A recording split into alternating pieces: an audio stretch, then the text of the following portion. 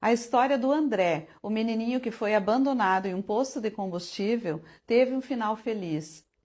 O André tinha aproximadamente 5 anos de idade quando, no ano de 1990, foi abandonado em um posto de combustível na cidade de Campinas, em São Paulo. Ele desceu de um caminhão acompanhado de um homem que carregava redes de descanso. Esse homem pediu a um funcionário do posto que desse uma olhadinha no menino e depois sumiu. O André ficou alguns dias nesse posto, enquanto aguardavam o tal do homem retornar para buscá-lo. Porém, ninguém apareceu. Ele então foi levado para uma instituição de menores e uma investigação teve início para tentar descobrir o paradeiro de sua família. Seu caso foi divulgado em rádios, jornais e na TV local. André foi examinado por médicos e constataram que ele tinha aproximadamente 5 anos de idade e ele tinha uma cicatrização vertical na região central da coluna. Os exames não conseguiram diagnosticar o motivo dessa cicatriz. Parecia que tinha sido somente aberta e depois fechada. Durante o tempo em que ficou no abrigo, André foi cuidado por uma funcionária que desde o primeiro contato o cuidou como filho. Posteriormente, ela conseguiu a guarda e a adoção do André. O André teve a sorte de ganhar uma mãe e uma família incrível. Foi muito amado e cuidado. Sua mãe teve o cuidado de anotar tudo o que o pequeno André recordava, porque ela sabia que um dia ele ia querer saber sua história. Para não cair no esquecimento, ela registrou tudo o que ele falava, todas as suas lembranças. Desde que chegou, ele dizia se chamar André. Ele tinha sotaque nordestino e dizia que sua mãe se chamava Branca. À noite, antes de dormir, ele chorava e chamava pela vovó, que ele dizia amar muito. Ele pedia para a mãe ir buscar seus irmãos, a Érica e o Hugo. Ele também dizia já ter conhecido o mar. Aos 14 anos, André teve complicações de sua coluna devido à cirurgia mal feita na infância.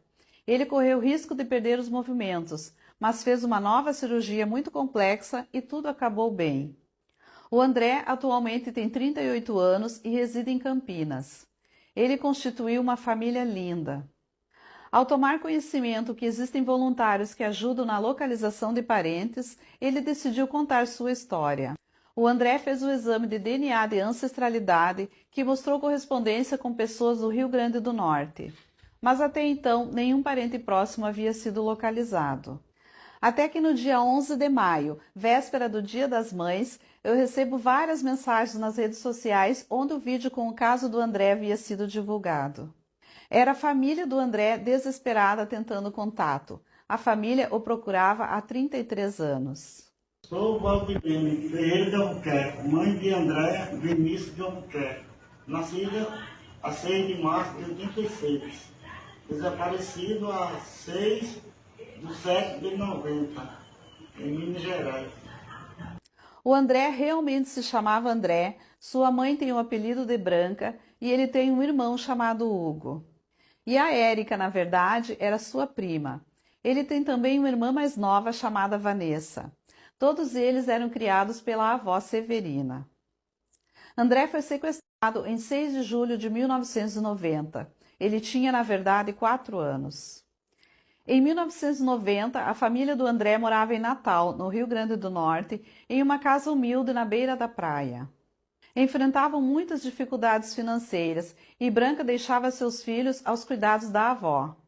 Nessa época, ela recebeu uma proposta de trabalho no Rio de Janeiro e decidiu viajar e tentar a sorte. Ela deixou seus filhos aos cuidados da avó e viajou levando somente o André, que era o mais apegado com ela. Durante o percurso, ela fez uma parada em um posto em Teófilo Otoni, em Minas Gerais. Lá ela encontrou um homem que se aproximou e disse ser da mesma cidade dela. Ele puxou assunto, disse que também tinha um filho e pagou um almoço para eles. Em um determinado momento, ele pede a ela para levar o André até uma banca de brinquedos ali perto, que ele queria dar um presente para o menino. Branca permitiu enquanto terminava de almoçar. Ela conseguia ver a banca de brinquedos de onde ela estava. Porém, em questão de minutos, o homem desapareceu com a criança. Branca entrou em desespero e, após não encontrar o André, ela foi até a delegacia. Porém, muito pouco foi feito. A partir daquele momento, ela conta ter entrado em uma espécie de surto. Ela procurou André pelas ruas da cidade, desesperada. Sem saber o que fazer, ela seguiu até o Rio de Janeiro e procurava pelo André pelas praias, em busca do tal vendedor de redes. Sem êxito, ela voltou ao Rio Grande do Norte, sem o André, para o desespero da avó e do restante da família. A avó conta que saíam as duas pelas ruas de Natal procurando André, pensando na possibilidade do tal homem ter retornado para Natal com o menino. Branca entrou em depressão profunda, ficou anos trancada em casa, escrevendo cartas todos os dias para André. A cicatriz que André possui é referente a uma cirurgia para remover um coágulo que se formou após uma queda de uma rede quando ele ainda era bebê. O vídeo com a história do André chegou até uma amiga próxima da família, que conhecia a história do seu desaparecimento. Quando ela viu os nomes Branca, Hugo e o relato da cicatriz nas costas, ela não teve dúvida, é o André.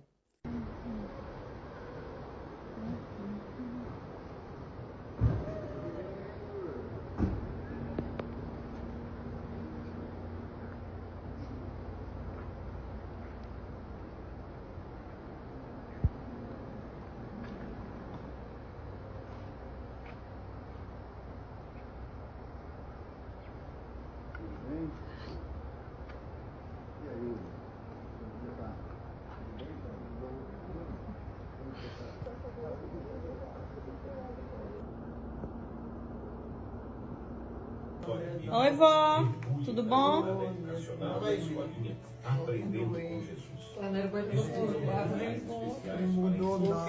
Não mudou nada, vó.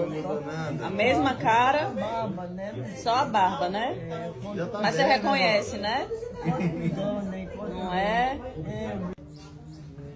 Parece ainda. Parece ainda? Estávamos casados, mas a aparência não nega.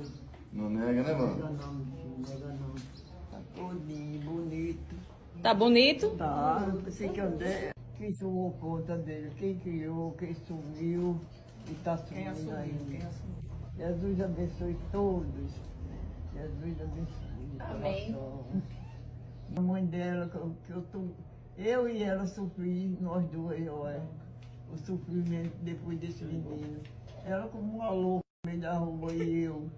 E deu uma coisa, custou, viu? Demorou. André não tirou fotos do reencontro com a mãe, Branca, porque todos entenderam que esse momento era só deles. Ela foi levada de carro até uma praia onde André estava revivendo suas memórias de infância. Ele conta que ao descer do carro, as primeiras palavras dela foram: "Me perdoa, meu filho." Ele disse: "Eu a perdoei na mesma hora."